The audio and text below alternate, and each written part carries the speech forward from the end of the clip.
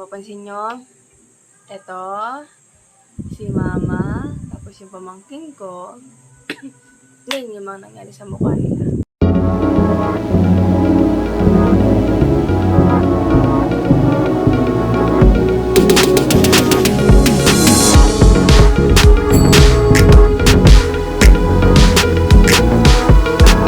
Hi, good morning. So, welcome back to our channel. So, for today's video, i-share ko sa inyo yung naging aftermath ng aming outing sa dagat nakaraan. OMG. Kasi grabe. Sobrang excited namin maligo. Tapos, ang tagal-tagal na. Ayun.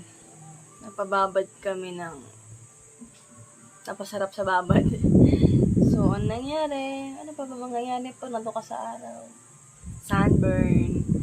Sunburn, sunburn, sunburn. So, ayun na nga. Dahil may sunburn, ang hapde. So, nagulat kami kasi grabe talaga yung nangyari. Kung mapansin nyo, eto, si mama, tapos yung pamangkin ko, yun yung mga nangyari sa mukha nila. Tapos ito din, yung pamangkin kong isa, si Eloisa. Tingnan niyo naman yung katawan niya, parang lechon. At yung sa akin, eto. Nakikita niyo ba yan? Grabe. Grabe yung naging effect ng swimming sa amin. Hanggang ngayon nangangati-ngati kami kasi nagbabalat. Yung mga pamangkin ko naiiyak sa sobrang hapni. Babalot na din sa kanila. So, kaya namin naranasan yun. Pero, nagtaka muna kami kasi bakit gano'n yung nangyari sa mga mukha nila. Sa mama ko tsaka sa pamangkin ko. Sobrang maga, di ba? Kala mo kinagat ng bubuyog. Ano sa maga yung mata. Hindi namin alam kung normal ba yun. Kung bakit ganun talaga na. Oras, sobra lang talaga sa araw. Kasi, wala kaming dalang sunblock. Actually, ako nakapaglagay pa ako ng konti kasi nanghingi ako sa kapatid ko. Pero konti lang yun. Tsaka isang beses lang ako nag-apply. Sabi nila, para effective, kailangan kada maglalagay ka. Kumbaga, parang dapat every 2 hours kada naglalagay ka eh. Hindi namin yun nagawa. Si mama din, nakahingi lang din sa kasama namin. Kaya ayun, sa mga mukha nila. Ano yung pamangkin ko? Wala talagang kahit ano. Sila kasi si mama tsaka yung pamangkin ko, hindi talaga sila nagbabad. Ay, hindi sila nagbabad. I mean, nagbabad talaga sila ng sobrang babad. As in, parang walang ahunan. Pag andun na sila, ang tagal. Tapos yung pamangkin ko naman na parang lechon. Hindi siya sa dagat. Doon na siya sa mga buhangin na naglalaro. Kasi takot siya sa dagat talaga. Ayaw niya maligo sa dagat. So, yun yung nangyari. Yung mga side effects. Kaya, guys. Pag kayo mag-outing, alam niyo naman niya yun eh. Pero, huwag niyo kakalimutan lagi. Sunblock is the key. Okay?